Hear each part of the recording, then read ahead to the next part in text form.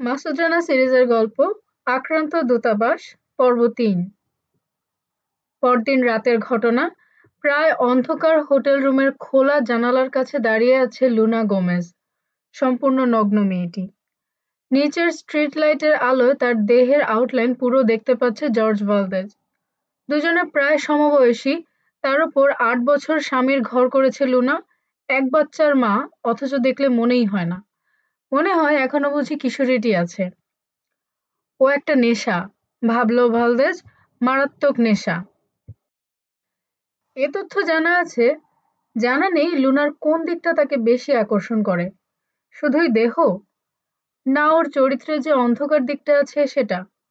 ওটা এক জবর রহস্য ভালদেজের কাছে। এমনকি চরম আনন্দঘন মুহূর্তে এক এক সময় আচমকা কোথায় যেন হারিয়ে যায়ও, সমস্ত উৎসাহ ব্যগ্রতা উবে যায়, সম্পূর্ণ হারিয়ে যায়। আগে ভালদেজ ভাবতো হয়তো মৃত স্বামীর কথা মনে পড়তে ওরকম হয়ে যায়, কিন্তু পরে নিশ্চিত হয়েছে তা নয়, অন্য কিছু। স্বামীর কথা শুনলে এমন ভয়ঙ্কর রেগে ওঠে লুনা, ভয়ই করে তার। কাজেই ওটা নয়, অন্য কিছু। খুব সম্ভব জটিল কোনো মানসিক রোগ। তবু ওকে ভালো লাগে। অন্য কোনো মেয়ে ভালদেজকে এত তৃপ্তি দিতে পারেনি বিছানায়। তার উপর অদ্ভুত সুন্দরী লুনা, ঠিক আভা গার্ডনারের মতো। ওকে সঙ্গে নিয়ে এসে ভালোই করেছি, ভাবল সে। পুরুষের একজন সঙ্গিনী থাকা প্রয়োজন, বিশেষ করে এরকম জটিল অবস্থায়। সে যদি এরকম মারাত্মক সুন্দরী হয় তাহলে তো আরও। কোনো মতেই কাজ ছাড়া করা উচিত নয়, কোনো অবস্থাতেই না।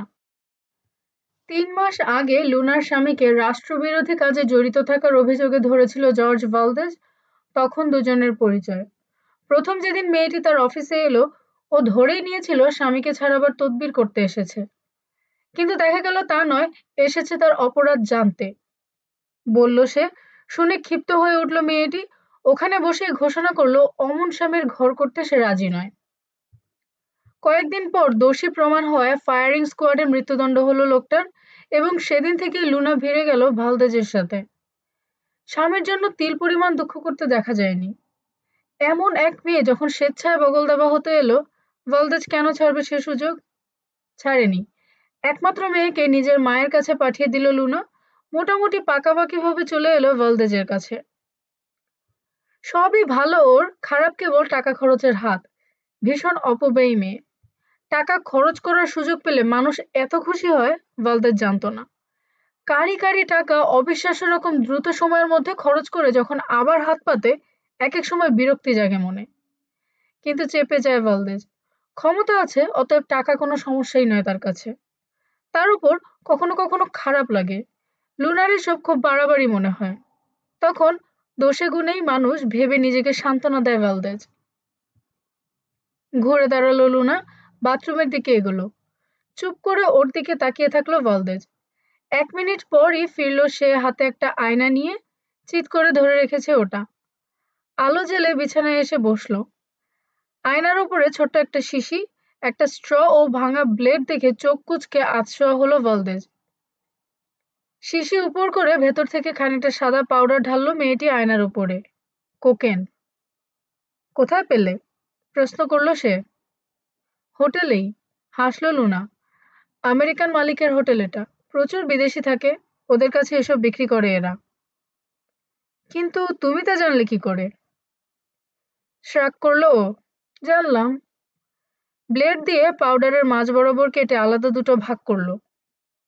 কার কাছ থেকে কিনেছো? বলল ভালদেজ। Room service. কত নিল? ১ পয়সাও না। ১ পয়সাও না মানে? চোখ কুঁচকে উঠল যুবকের। মুখ তুলে রহস্যময় হাসি দিল মেয়েটি। ওকে আমি বলেছি তুমি যখন বাইরে থাকবে তখন ওপরে আসতে পারে সে। আমাকে নিয়ে ১০ মিনিট যা খুশি তাই করতে পারে। ব্যাস, খুশি হয়ে বিনা পয়সায় দিয়ে গেল। আহাম্মক মনে গেল ভালদেজ। যা খুশি? হ্যাঁ জর্জ, যা খুশি। ১০ মিনিটের জন্য অবশ্য। ঢোক গিলল সে। হাসি চওড়া হয়েছে লুনার। সত্যিই তা করতো? ভাবছে সে। যাকে তাকে দেহ দিয়ে। অসহ্য রাগে পা থেকে মাথা পর্যন্ত জ্বলে উঠল। মুহূর্তের জন্য ইচ্ছে হলো এক ঘুষিতে ওর সুন্দর চেহারা জীবনের মতো বরবাদ করে দেয়। লুনার প্রতি তার যত দুর্বলতা সব ওই মুহূর্তেই উবে গেল। হারামজাদি, ছেনাল মাগি, কাজটা অনির্ঘাত ঘটিয়েই বসেছে। ফিদেল ক্যাস্ট্রো ঠিকই বলেছেন, এর কোনো নীতি নেই।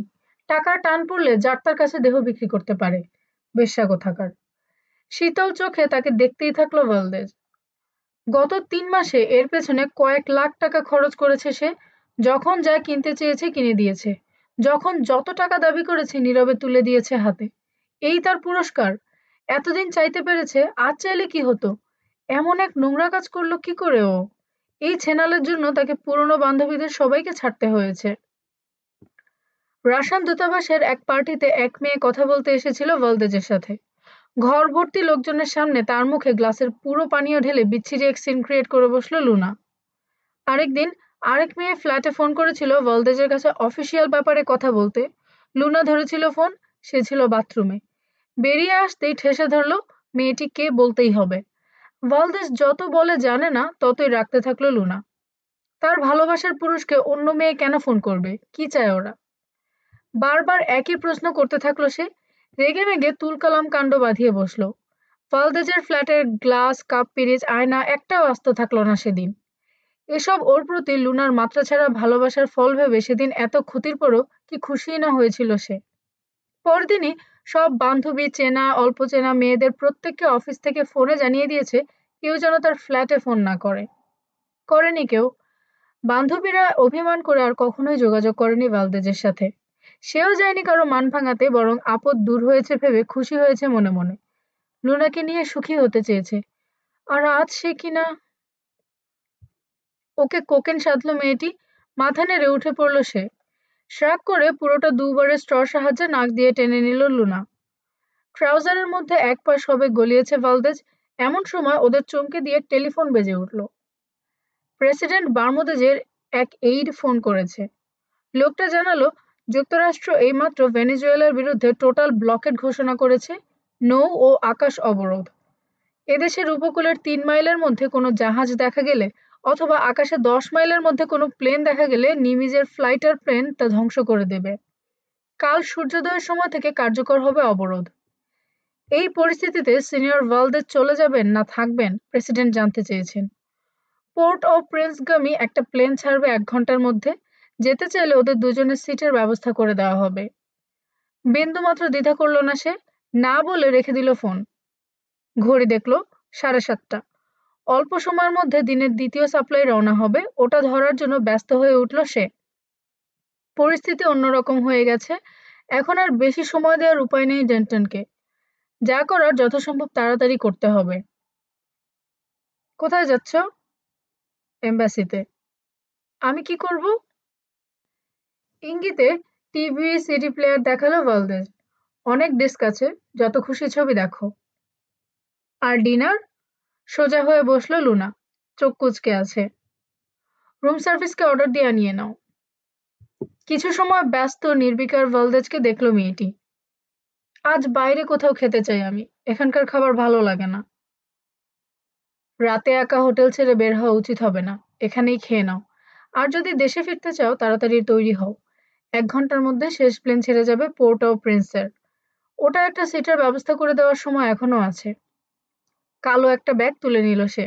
ওর মধ্যে আছে ডেন্টন সম্পর্কিত ফাইল। শেষ প্লেন মানে? আমেরিকা ব্লকেড ঘোষণা করেছে।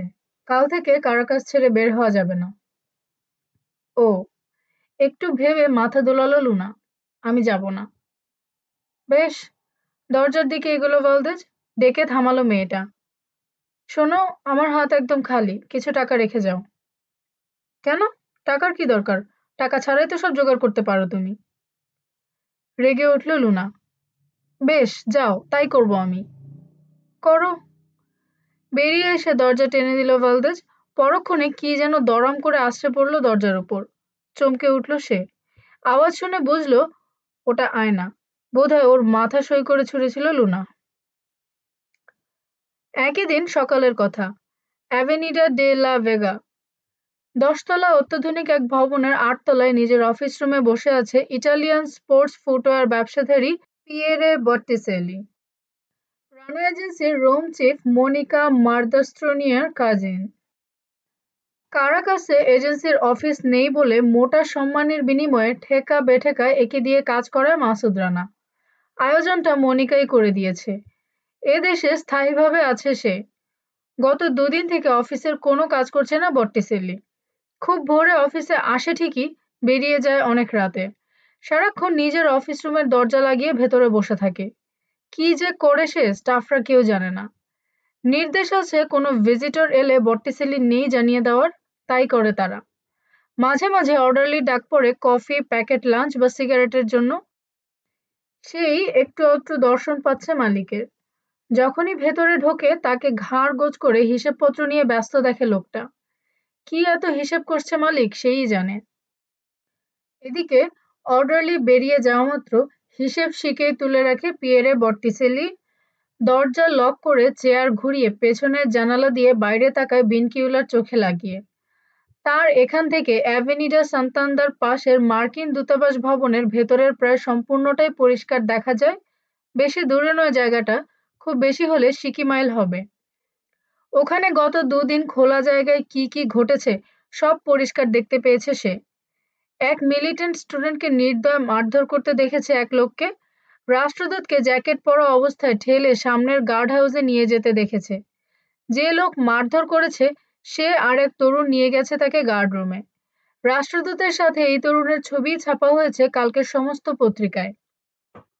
সকালে ও সন্ধে একটা ক্লোজড ক্যাব ট্রাকের ভেতরে আসা যাওয়া দেখেছে। ক্যাব থেকে দুই যুবককে নামতে দেখেছে আজ সকালে। একজনের বয়স একটু বেশি, ৩৫ থেকে ৪০-এর মতো। কালো টি শার্ট, ফেডার জিন্স পরেছিল সে। অন্যজনের বয়স কম, খুব নার্ভাস প্রকৃতির। কাপড়ে চোপড়ে তাকে বেশ গরিব মনে হয়েছে বট্টিসেল্লির। কাল আর আজ দুদিনই দেখেছে সে ছেলেটাকে, অন্যজনকে আজই প্রথম। এই লোকটা খুব সম্ভব বার্মুডেজের ঘনিষ্ঠ কোনো অফিসিয়াল হবে। এসে গার্ড হাউসে ঢুকেছে সোজা। হয়তো রাষ্ট্রদূতকে জেরা করতে এসেছিল। যাওয়ার আগে সেদিন যে লোক মারধর করেছিল তার সাথে অনেকক্ষণ কথা বলেছে। পরের যুবক সম্পর্কে তার ধারণা সে ক্যান্টিন বয়। কালো টি শার্ট চলে যাওয়ার আগে পর্যন্ত দুই মগ করে কফি নিয়ে গেছে সে গার্ড হাউসে। শুধু দেখেইনি পিয়েরে বট্টিসেল্লি, নিজের শখের টেলিস্কোপিক লেন্সওয়ালা ক্যামেরায় কয়েক ডজন ছবিও তুলেছে। ক্যান্টিন বয়কে ভালো করে চিনে রেখেছে সে। কাল যদি ট্রাক আসে, বেরিয়ে যাওয়ার সময় ওটাকে ফলো করবে সে। ছেলেটার সাথে কথা বলতে হবে। তবে তার আগে ছবিগুলো নিউ ইয়র্ক পাঠানোর ব্যবস্থা করতে হবে তাকে। মনে মনে হাসল। ব্যবসার ফাঁকে ফোঁকে এই গোয়েন্দাগিরি ভালোই লাগছে। বেশ থ্রিলিং প্রফেশন, খুবই ইন্টারেস্টিং। বিকেল গড়িয়ে যেতে শুরু করেছে দেখে ছবিগুলো প্যাকেট করতে ব্যস্ত হয়ে উঠল পিয়েরে বট্টিসেলি। এখনই ডিএইচএল কুরিয়ারে পৌঁছে দিয়ে আসতে হবে। নিউ ইয়র্ক, সন্ধে। অফিসে ডেস্ক ল্যাম্প জ্বেলে বসে আছে মাসুদ রানা। সামনে ছড়ানো একগাদা ছবি, তার মধ্যে জর্জ ভালদেজের একটা ব্লো আপ দেখছে মন দিয়ে। ছবির সাথে একটা রিপোর্টও পাঠিয়েছে বট্টিসেলি, এইমাত্র ওটা পড়া শেষ করেছে। ছবির চেহারাটা অন্যদের মতো চোয়াড়ে নয়, বরং বেশি মার্জিত। ক্যামেরার বাঁ দিকে তাকিয়ে আছে হাসি হাসি মুখে। দূতাবাস কম্পাউন্ডে তার গোপনে আসা যাওয়ার কথা জেনে কৌতূহলী হয়ে উঠেছে ও। লোকটা কে হতে পারে ভাবছে। অন্যরা নিজেদের লুকাবার চেষ্টা করছে না। এর কারণ কি? মিলিটেন্ট স্টুডেন্টদের নেতাগোছের কেউ নাকি লোকটা? রালফ ডেন্টনকে গার্ড হাউসে নিয়ে রেখেছে কেন সে? কি চলছে ওখানে? তার এক্সপ্লোসিভ জ্যাকেট খুলে নেয়ারই বা কারণ কি? ঘণ্টাখানেক ধরে ছবিগুলো দেখল ও, তারপর বট্টিসেলিকে ফোন করলো। ধন্যবাদ জানিয়ে নতুন কিছু নির্দেশ দিল তাকে। ওটা সেরে কম্পিউটারের মাধ্যমে ভালদেজের ছবি ওয়াশিংটন এজেন্সি অফিসে পাঠিয়ে দিল। মার্কিন স্টেট ডিপার্টমেন্টের সাথে যোগাযোগ করে লোকটার নাম পরিচয় বের করা যায় কিনা চেষ্টা করে দেখতে নির্দেশ দিল স্টেশন চিফকে। সেই সাথে ওখানকার দূতাবাসের লেআউট, ডিজাইন দুটোই খুব জরুরি। ওটা সেরে দুপুরে ঢাকা থেকে আসা বস মেজর জেনারেল অবসরপ্রাপ্ত রাহাত খানের জরুরি বার্তায় চোখ বোলাতে বসল। এর মধ্যে কয়েকবার পড়া হয়ে গেছে অবশ্য, তবু পরিষ্কার নির্দেশ আছে বার্তায়, যে করে হোক রানাকে এ সমস্যার সমাধান করতে হবে যত তাড়াতাড়ি সম্ভব। দেশে যে ছাত্ররা ওখানে আটকা পড়েছে তারা কেবল পয়সাওয়ালাদের ছেলে মেয়েই নয়, ব্রিলিয়ান্ট স্টুডেন্ট প্রত্যেকে, জিনিয়াস। ঢাকায় সবার বাড়িতে মাতম চলছে, সরকার ওদের কথা ভেবে উদ্বিগ্ন। সমাধান কিভাবে সম্ভব সে ব্যাপারে পরামর্শও দিয়েছেন রাহাত খান। আরেকবার সেসব নিয়ে মাথা ঘামাতে বসলো রানা। হোমওয়ার্ক বৃদ্ধের নির্দেশ আসার আগে শুরু করে দিয়েছে ও। একটা প্ল্যান মোটামুটি দাঁড়ও করিয়ে ফেলেছে। ঘষে মেজে ওটাকে আরেকটু চোখা করতে বসলো এখন। কাজটা সময় সাপেক্ষ। পুরো প্রস্তুতি নিতে সময় লাগবে। পরিস্থিতি ততদিনে কোথায় গিয়ে দাঁড়ায় সেটা এক বড় দুশ্চিন্তা। ঘষা মাজা সেরে বুড়োকে রিপোর্ট লিখতে বসলো রানা। ওটা শেষ করতে না করতে যোগাযোগ করলো ওয়াশিংটন এজেন্সি চিফ। লোকটার পরিচয় জেনে খুব একটা বিস্মিত হলো না ও। তবে এর কারণ জানতে কয়েক বছর আগের ইতিহাস ঘাঁটতে হলো একটু। নিজের ভান্ডারের জ্ঞান এর ফলে আরেকটু বাড়ল। রিপোর্টের ফুটনোটে তা যোগ করে দিতে ভুলল না ও। দুদিন পর মাসুদ রানার মুখোমুখি বসা এক বিশালদেহী চিন্তিত বৃদ্ধ অ্যাডমিরাল জর্জ হ্যামিল্টন, মার্কিন ন্যাশনাল আন্ডারওয়াটার মেরিন অথরিটি বা নুমার পরিচালক ভদ্রলোক। দোর্দণ্ড প্রতাপশালী। ওয়াশিংটন থেকে কিছুক্ষণ আগে এয়ারফোর্সের এক বিশেষ ফ্লাইটে চড়ে এসেছেন ওর সাথে দেখা করতে। প্রেসিডেন্টের ঘনিষ্ঠ বন্ধু তিনি, রাহাত খানেরও। রানা বৃদ্ধের খুবই প্রিয়পাত্র। অনেক মিশনে এর হয়ে কাজ করেছে রানা। ওদিকে কারাকাস পরিস্থিতি এর মধ্যে জটিল হয়ে উঠেছে। রাশিয়া, কিউবা সহ বেশ কিছু দেশ মার্কিন অবরোধের বিপক্ষে দাঁড়িয়ে গেছে। পিয়েরে বট্টিসেলি রোজ একবার করে ফোনে যোগাযোগ করছে রানার সাথে। তার তথ্য অনুযায়ী প্রত্যেকদিন ভোরে ট্রাকে করে কম্পাউন্ডে ঢোকে জর্জ ভালদেজ, বের হয় সন্ধ্যের পর। গার্ড হাউসেই থাকে লোকটা সারাক্ষণ। দূতাবাসের অন্য সব জিম্মিকে চ্যান্সেরি হাউসে আটকে রাখা হয়েছে। তাদের এক আধজনকে জানালায় মাঝে মধ্যে দেখা যায়। তবে ওদের ওপর কোনো রকম নির্যাতন চালানো হচ্ছে বলে মনে হয় না। গতকাল তার টার্গেট ক্যান্টিন বয়ের সাথে বহু কষ্টে যোগাযোগ করেছে বট্টিসেলি। মেজিৎসে উপজাতির সে, বার্থেজ নাম। খুব গরিব পরিবারের ছেলে। দূতাবাসের কুকের কাজ করে। টাকা দিয়ে তার মুখ খুলিয়েছে সে। ভেতরের বাইরের বেশ কিছু গুরুত্বপূর্ণ খবর জানিয়েছে তাকে বার্থেজ। তোমার দেশের ছেলেমেয়েরা ওখানে আটকা পড়েছে জেনে আমার মাথায় আইডিয়াটা এসেছে রানা। অনেকক্ষণ পর চিন্তার খোলস ছেড়ে বেরিয়ে বললেন অ্যাডমিরাল। জানতাম এ ব্যাপারে রাহাত তুমি নিশ্চয়ই কিছু না কিছু করছো, তাই কথাটা প্রেসিডেন্টকে বলেই ফেলেছি। কি বলেছেন? প্রশ্ন করল রানা। ব্যাস, শ্রাগ করলেন তিনি। এই কিছু না কিছু তুমি করবেই, সেই কথা আর কি। শুনে আগ্রহী হয়ে উঠেছেন তিনি। তাই আর দেরি করিনি, রাহাতের সাথে কথা সেরেই ছুটে এসেছি। কোনো মন্তব্য করলো না ও, ভাবছে। প্রথম থেকেই মনে মনে এরকম কিছুর আশায় ছিল। আমেরিকানদের সহায়তা পেলে কাজ অনেক সহজ হয়ে যাবে, জানা কথা। কিন্তু বার্থেস যে ভয়ঙ্কর খবর জানিয়েছে তাতে রানা উৎসাহ হারিয়ে ফেলছে। ও কিছু বলছে না দেখে মনে মনে ব্যস্ত হয়ে উঠলেন বৃদ্ধ। প্রেসিডেন্ট খুব টেনশনে আছেন। ভদ্রলোক তার ঘনিষ্ঠ বন্ধু। তুমি দায়িত্ব নিলে নিশ্চিত হতে পারতাম রানা। তোমাদের কাজও হতো, আমাদেরও। ফোনে কথা বলতে গিয়ে এ নিয়ে রাহাতকেও বেশ উদ্বিগ্ন মনে হয়েছে আমার। ৮০ সালে ইরানের জিম্মিদের ছাড়িয়ে আনতে ব্যর্থ হওয়ার পর আমাদের ভয় ধরে গেছে।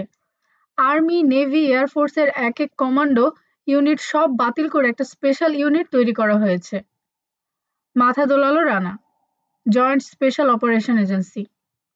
হ্যাঁ, কাল রাতে হোয়াইট হাউসে প্রেসিডেন্টের সাথে মিটিং করেছে জয়েন্ট চিফ অফ স্টাফরা। একটা রেস্কিউ মিশনের পরিকল্পনা জানিয়েছে তাকে, কিন্তু আমার ওটা পছন্দ হয়নি। কেন? ঝুঁকে বসলো রানা।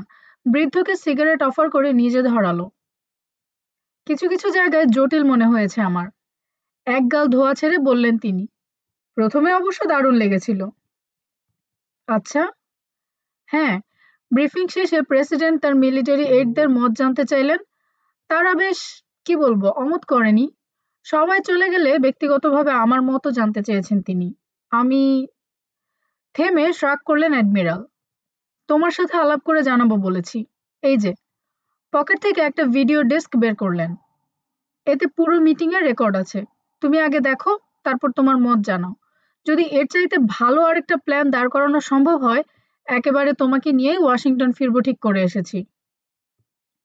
ক্যাসেটের ব্যাপারে কোনো আগ্রহ দেখালো না ও, তবে না নিলে অভদ্রতা হয়ে যায় বলে নিল। রেখে দিল টেবিলে। হাতের কাছে মনিটর প্লেয়ার থাকা সত্ত্বেও ডিস্কটা ও স্লটে ঢোকালো না দেখে বৃদ্ধের কপালে হালকা কুঞ্চন ফুটল।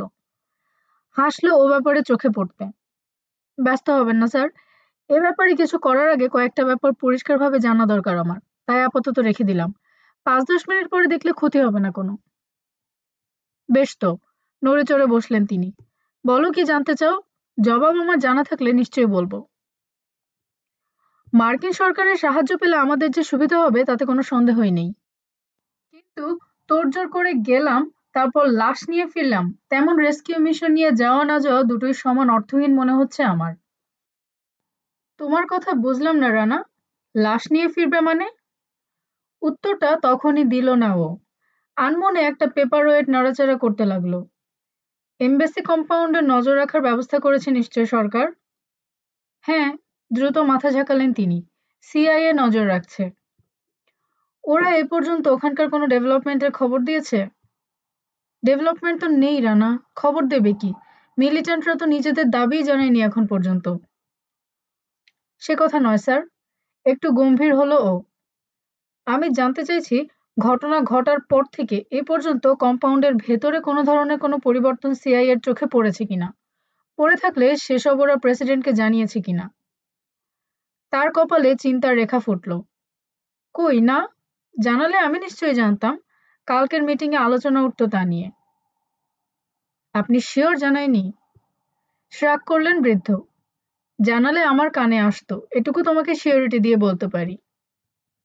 আরেক দিকে তাকিয়ে কিছু ভাবল ও, তারপর নিজের মনে বলল, আপনাদের সোর্সের মধ্যে এত ভূত কেন? মানে? সরাসরি বৃদ্ধের চোখে চোখ রাখল ও। ওখানকার রাষ্ট্রদূত তাহলে প্রেসিডেন্টের ঘনিষ্ঠ বন্ধু? হ্যাঁ, আমারও একটা সোর্স আছে ওখানে স্যার। সে কিন্তু বেশ কিছু ইন্টারেস্টিং খবর জানিয়েছে। গত 3 দিনে অনেক কিছু ঘটে গেছে কারাকাসে। ঝাড়া 15 সেকেন্ড ওকে দেখলেন অ্যাডমিরাল। কিসের কথা বলছো রানা? কি ঘটে গেছে? এখনো ঘটছে। আমার মনে হয় খুব বড় ধরনের স্ক্যান্ডালে জড়িয়ে পড়তে যাচ্ছেন আপনারা শিগগিরই। শিরদাঁড়া টানটান হয়ে গেল তার, গলা চড়ে গেল। কি ঘটছে ওখানে বলো আমাকে ম্যাম। কিউবান ইন্টেলিজেন্সের টপ ইন্টারোগেটর জর্জ ভালদেজ গত 4 দিন ধরে নিয়মিত আসা যাওয়া করছে ওখানে। শান্ত কণ্ঠে বলল ও। সশব্দে আঁতকে উঠলেন বৃদ্ধ। গুড লর্ড, কি বলছো তুমি? কেন? জানি না। খুব সম্ভব 95 ক্যাস্ট্রোকে উৎখাতের ব্যর্থ ষড়যন্ত্র নিয়ে প্রশ্ন করছে রাষ্ট্রদূতকে। যতদূর জানি ভদ্রলোক ওই সময় হাভানায় রাষ্ট্রদূত ছিলেন। হয়তো সেসব নিয়েই। কি? চাপা হুঙ্কার ছাড়লেন অ্যাডমিরাল। তো তুমি শিওর? জবাবে ড্রয়ার থেকে ছবিগুলো বের করলো ও। নিজেই দেখুন। নীরবে 10 মিনিট কেটে গেল। পাগলের মতো একটার পর একটা ছবি উল্টে চলেছেন বৃদ্ধ, চেহারা ঘেমে ঘুমে একাকার, চোখ বিস্ফারিত।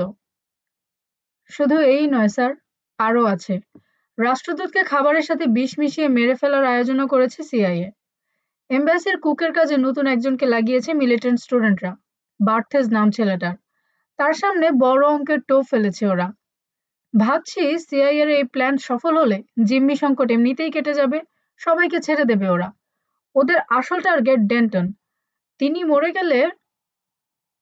অ্যাডমিরালের চেহারা দেখে থেমে পড়ল ও। মনে হচ্ছে এখনই বুঝি মাথা ঘুরে পড়ে যাবেন।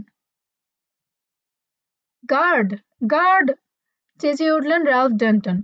অন্ধকারে কিছু একটা নড়ছে টের পেয়ে তন্দ্রা কেটে গেছে তার।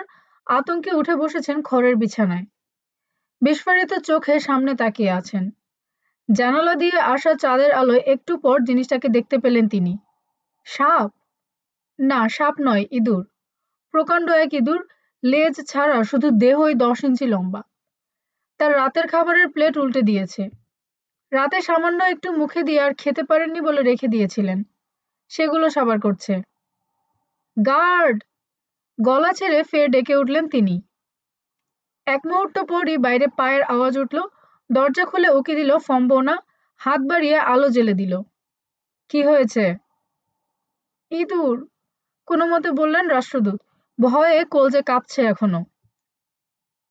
চেহারা বিগড়ে গেল লোকটার। কি? পর মুহূর্তে জিনিসটা দেখে হেসে উঠল। আলো দেখে ইঁদুরটা ঝেড়ে দৌড় দিয়েছে তখন। দেয়ালের ছোট্ট একটা গর্ত গলে পলকে বেরিয়ে গেল। ইঁদুর দেখে ভয় পেয়েছেন এক্সেলেন্সি? হাতের অস্ত্র এগিয়ে ধরল।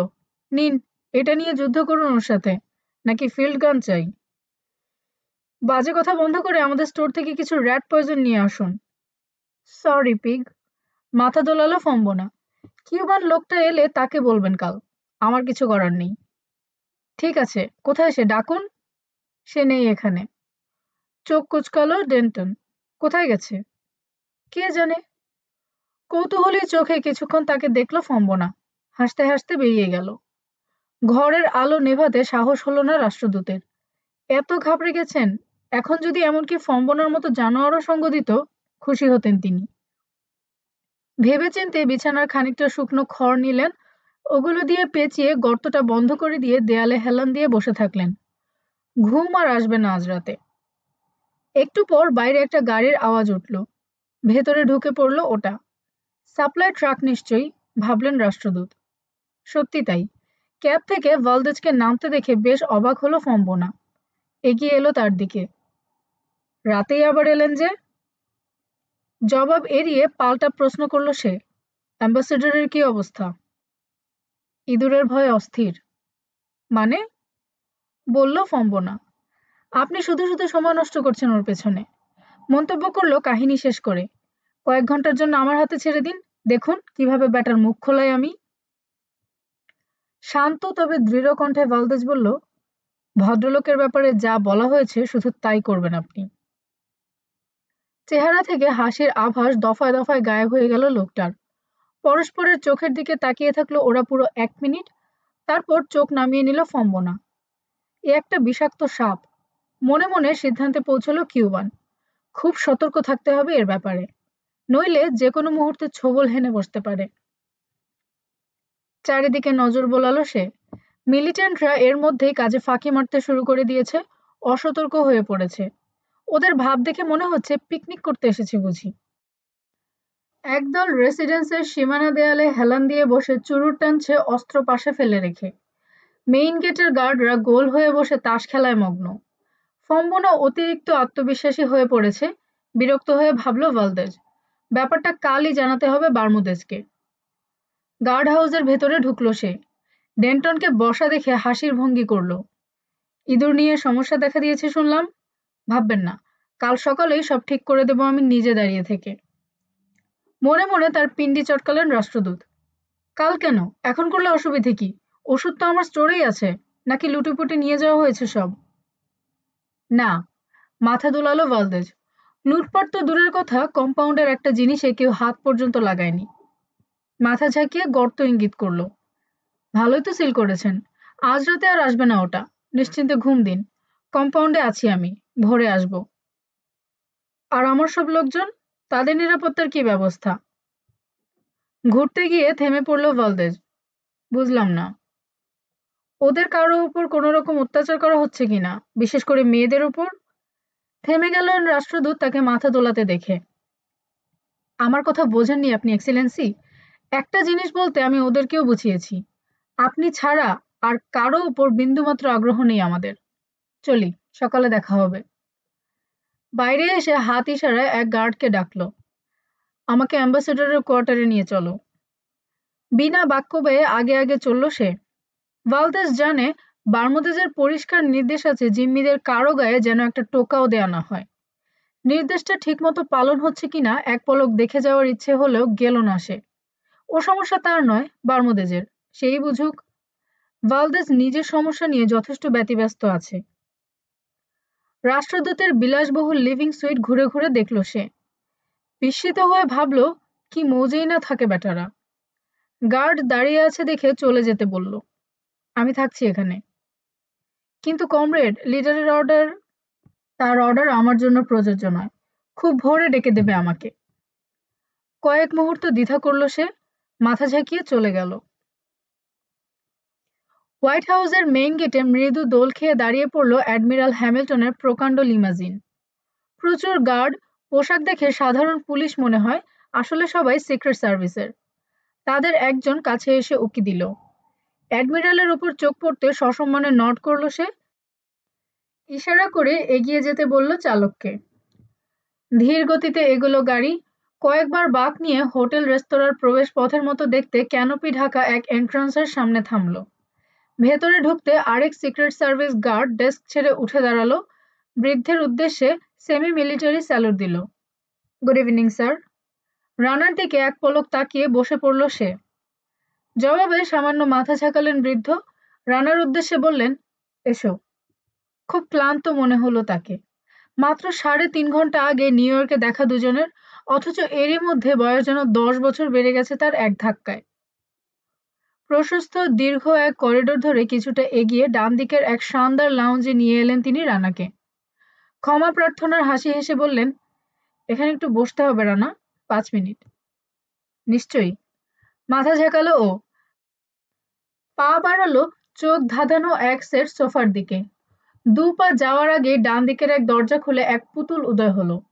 নট করলো রানা ও অ্যাডমিরালকে। অপূর্ব সুন্দরী মেয়েটি।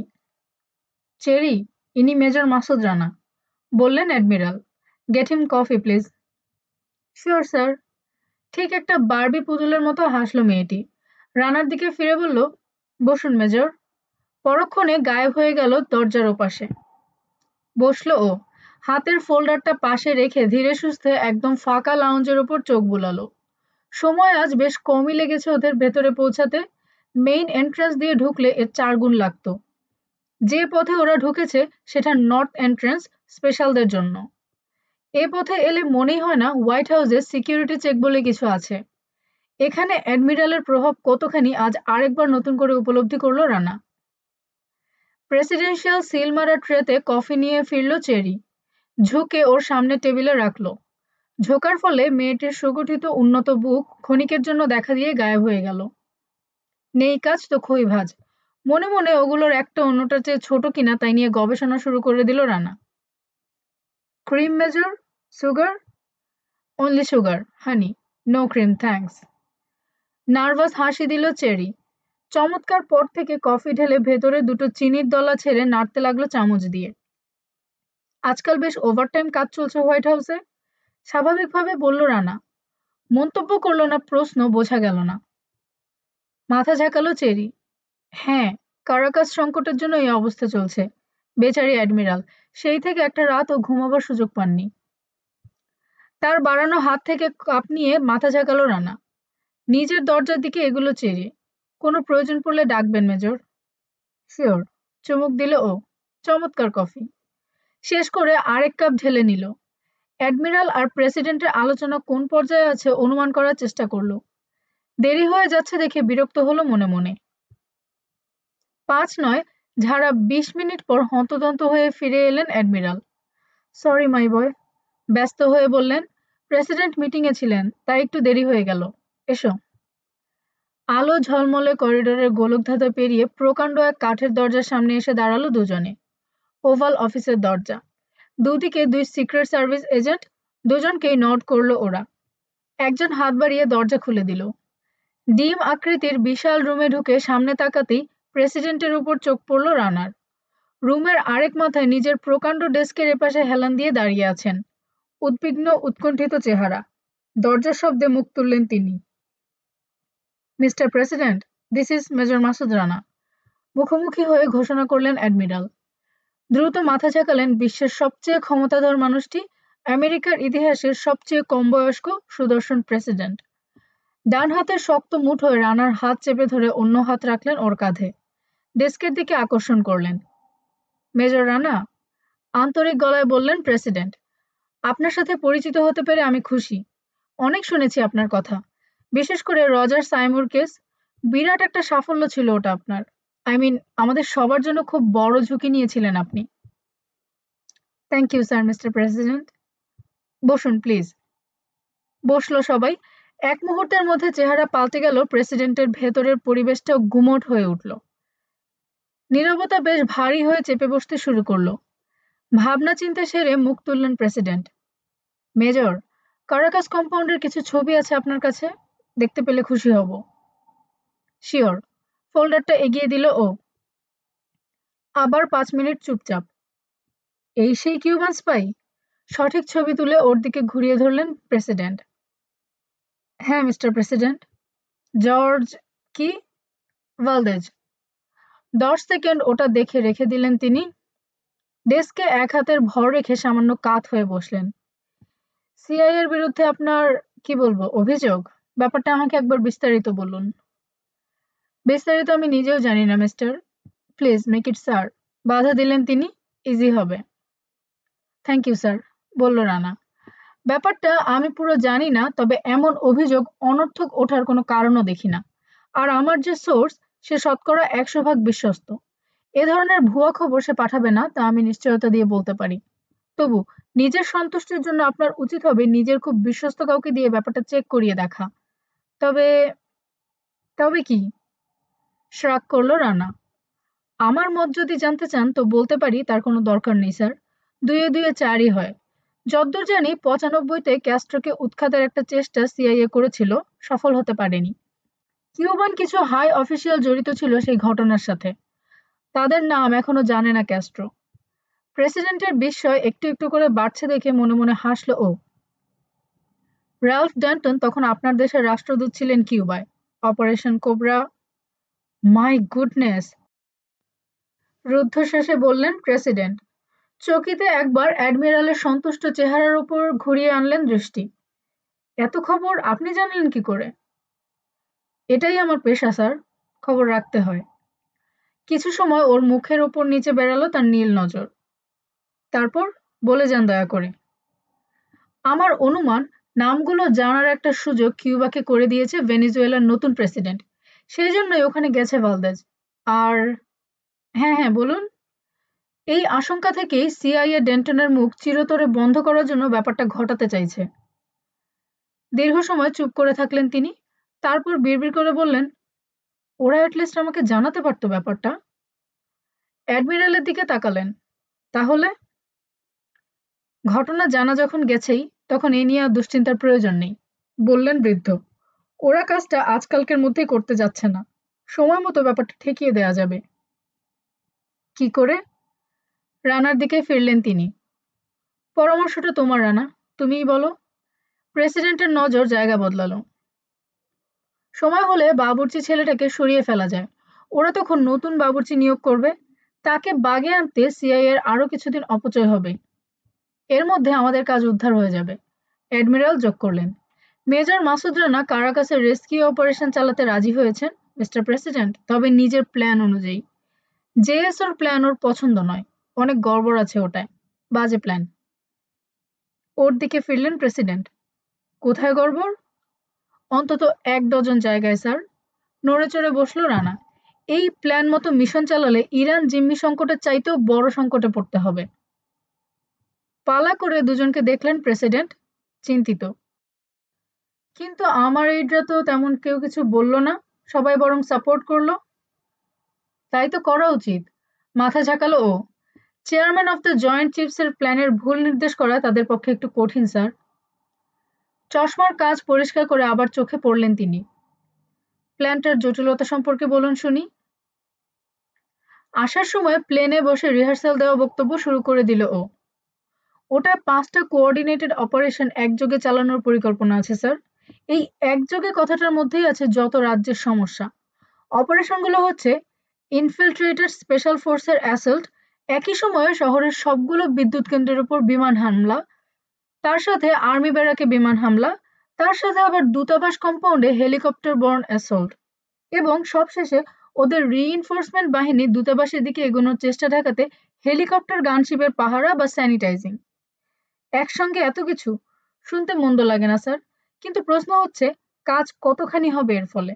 সময়ের হিসেবে সামান্য একটু এদিক ওদিক হয়ে যাওয়া, ছোট্ট একটা ভুল বা দুর্ভাগ্য অথবা খারাপ ওয়েদার সহ অন্য অনেক প্রতিকূল পরিস্থিতি দেখা দিতে পারে। আক্রমণ একযোগে না হয়ে আগে পরে হয়ে যেতে পারে। তখন কি হবে? 5টার মধ্যে যদি একটাও এদিক ওদিক যায়? প্ল্যানে বলা হয়েছে আক্রমণ শুরুর বড়জোর 1 মিনিট আগে ব্যাপারটা টের পেলেও পেতে পারে ওরা। কিন্তু যদি একটা, মনে করুন কম্পাউন্ডে রুপটার বর্ন অ্যাসল্ট পার্টি পৌঁছাতে সামান্য দেরি করেই ফেলে, এবং বাইরে আক্রমণ শুরু হয়ে গেছে যদি টের পেয়ে যায় মিলিটেন্ট স্টুডেন্টরা, তখন কি ঘটবে? চুপ করে বসে থাকবে ওরা? নিশ্চয়ই না, সঙ্গে সঙ্গে জেনোসাইড ঘটাতে শুরু করে দেবে। কাউকে বাঁচিয়ে রাখবে না স্যার। কম্পিউটার, সেন্সর, অ্যাভিওনিক, ইলেকট্রনিক সহ যত ট্রিক আছে কাজে লাগিয়ে আপনি কাগজে কলমে হিসেব নির্ভুল প্রমাণ করতে পারবেন, কিন্তু লড়াইয়ের ক্ষেত্রে সবকিছু হিসেব অনুযায়ী চলে না। প্রায় সময়ই হিসেবের বাইরে চলে যায় পরিস্থিতি, আর একবার তা গেলে আর শোধরানোর কোনো উপায় থাকে না। এক্ষেত্রেও তাই ঘটবে। আমার মতে ওটার সাফল্যের সম্ভাবনা বড়জোর শতকরা ৩০ ভাগ।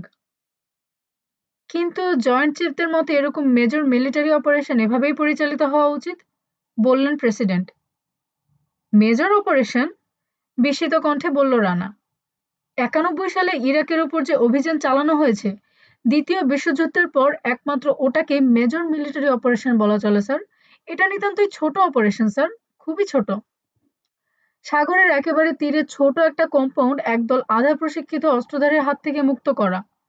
থেমে শ্রাগ করলো ও। নিতান্তই ছোট অপারেশন। ওটার মাত্র ১২ মাইল পূবে আছে আপনাদের মেজর অপারেশন বেজ নিমিস।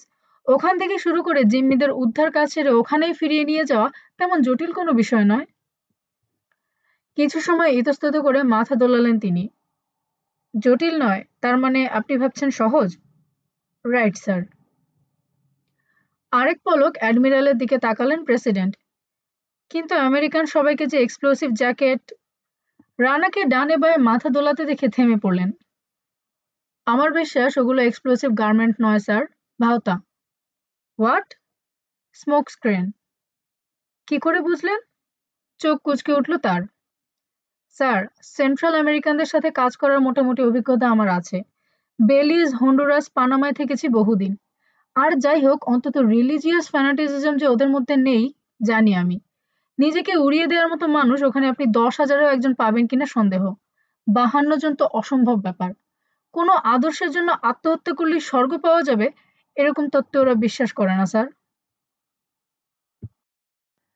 তাছাড়া বারমুদেজ এত গর্দভ নয় যে ৫২ জন আধা প্রশিক্ষিত স্টুডেন্টদের হাতে বোমা তুলে দেবে। তাতে যে কোনো মুহূর্তে দুর্ঘটনা ঘটে যাওয়ার আশঙ্কা আছে ১৬ আনা। একটা বিস্ফোরণও যদি ঘটে, নিমিজ থেকে যে তক্ষুনি আক্রমণ চালানো হবে ওরা নিশ্চয়ই তা বোঝে। কাজেই বোমা নেই ওসব জ্যাকেটে। তবু আপনি শিওর হয়ে বলতে পারেন না? হ্যাঁ, তা ঠিক। একটু ভাবল মাসুদ রানা। তবে জেএসও যে রেস্কিউ প্ল্যান করেছে, তাতে সব যদি প্ল্যান অনুযায়ী ঘটেও, তবু জিম্মিদের কাউকে জ্যান্ত পাবেন না আপনি। জ্যাকেটে বোমা থাকা না থাকায় কিছু যাবে আসবে না, সেক্ষেত্রে প্রত্যেকে মরবে ওরা। কারণ তাদের হিসেবেই স্টুডেন্টরা সতর্ক হওয়ার জন্য ১ মিনিট সময় পাবে। ১ মিনিট কোনো কোনো ক্ষেত্রে অনেক সময়। বোমা না থাকলে এর মধ্যে সবাইকে গুলি করে মারবে ওরা। আনমনে মাথা ঝাঁকালেন প্রেসিডেন্ট। জবর দ্বিধায় পড়ে গেছেন। আমি শুনেছি আপনি একটা বিকল্প প্ল্যান করেছেন। Right sir. তাতে সতর্ক হতে কত সময় পাচ্ছে টেররিস্টরা? ১০ সেকেন্ড কি তারও কম। তার চোখে চোখ রেখে দৃঢ় স্বরে বলল রানা। মোটে না পাওয়ার সম্ভাবনাই বেশি স্যার। বেশ কিছু সময় অনড় বসে থাকলেন প্রেসিডেন্ট। তারপর উঠলেন ধীরে সুস্থে। ডেস্কের পেছনের দেয়ালের এ মাথা থেকে ও মাথা পর্যন্ত দীর্ঘ নীলচে বুলেট প্রুফ কাচের জানালার কাছের লিকার ক্যাবিনেটের সামনে গিয়ে পাল্লা খুলে ঘাড়ের ওপর পেছনে তাকিয়ে রইলেন। মেজর মাসুদ রানা, রাতের এই সময়ে সাধারণত মার্টিনি পান করি আমি। আপনার কোনটা পছন্দ? তার আরেক বোতল খোলার কষ্ট বাঁচিয়ে দিল ও মিথ্যে বলে। আমারও martini sir, thank you. Admiral? No thank you. উঠে গিয়ে নিজের গ্লাস নিল রানা প্রেসিডেন্টের হাত থেকে। ডেস্কে ফিরে ওর উদ্দেশ্যে তিনি বললেন, চিয়ার্স। ১ মিনিটে ২ বার গ্লাসে চুমুক দিলেন। এবার বলুন মেজর, আপনার প্ল্যান শুনতে চাই আমি। কোন সময় বেছে নিয়েছেন কাজ শুরু করার? ভোর ৪টা স্যার। ১ ভোরও তুললেন তিনি। ও, ওই সময় প্রত্যেকে ঘুমিয়ে থাকবে। ঘুম ভাঙলে ১০ সেকেন্ড সময় দ্বিধাদ্বন্দ্বেই কেটে যাবে ওদের। ততক্ষণে পুরো কম্পাউন্ড নিয়ন্ত্রণে নিয়ে আসতে পারবো আমি। ব্যাপারটা টের পেয়ে গেলেও তখন কিছু করার উপায় থাকবে না ওদের। অ্যাডমিরাল নড়ে চড়ে বসলেন এবার। কম্পাউন্ডের ভেতরে কিভাবে ঢুকবে ঠিক করেছো তুমি? আল্ট্রালাইটে চড়ে। দুজনের কপালে ভাঁজ পড়তে দেখা গেল। প্রেসিডেন্ট প্রশ্ন করলেন, আল্ট্রালাইট? সেটা কি? Glider sir, hang gliders, motorized. I see. Nimitz থেকে উঠবো আমরা। থেমে আরেক চুমুক মার্টিনি পেটে চালান করলো রানা। সোয়া ৩টের দিকে। তারপর? মোটামুটি ৮,০০০ ফুট উঁচুতে উঠে উপকূলের দিকে এগোবো, তারপর সময় বুঝে ইঞ্জিন অফ করে গ্লাইড করব বাকি পথ। নিঃশব্দে নেমে পড়ব কম্পাউন্ডের ভেতরে। প্রেসিডেন্টের কপাল স্বাভাবিক হয়নি তখনও। চাউনি দেখে মনে হয় হতভম্ব হয়ে পড়েছেন।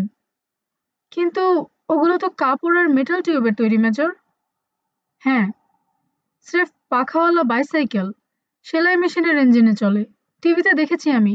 কিন্তু কাপড়ের, প্যারাশুটও কাপড়ের। হুম। অন্যমনস্ক চেহারায় মাথা ঝাঁকালেন তিনি। এর তো টিউবের ফ্রেম আছে, বাতাসের চাপে ভেঙে যাবে না? মাথা দোলালো ও। বাতাসের বেগ সীমিত থাকলে ভাঙবে না। নিমিজ থেকে এত দূর, ১২ মাইল পথ, কম নয়। উড়ে অতিক্রম করতে পারবেন মনে করেন? মনে করার কিছু নেই, স্যার। মৃদু হাসল রানা। এর চাইতে বেশি পথও অতিক্রম করা সম্ভব। এই জন্যই উচ্চতার কথা বলেছি তখন। গ্লাইডার নিয়ে যত উপরে ওঠা যায় তত দূরত্ব অতিক্রম করা সম্ভব। অ্যাডমিরালের দিকে তাকালেন প্রেসিডেন্ট। বোঝা যাচ্ছে বেশ দ্বিধায় পড়েছেন। কি বলবেন ভেবে পাচ্ছেন না। জিনিসটা হালকা তবে খুব কার্যকর। চালানোও খুব সহজ। আমি গ্লাইডার নিয়ে কাজ করেছি। ভুল হওয়ার আশঙ্কা কম থাকে এতে। চিন্তিত চেহারায় মাথা দোলালেন তিনি। কতজন মানুষ দরকার হবে? ২০ জন খুব বেশি হলে। গুড লর্ড, অথচ ওরা বলেছে ১০০-রও বেশি। লম্বা বিরতি। গ্লাসের তলানি আনমনে নাড়াচাড়া করছেন প্রেসিডেন্ট। অ্যাডমিরাল পাশ ফিরে রানার দিকে তাকিয়ে আছেন।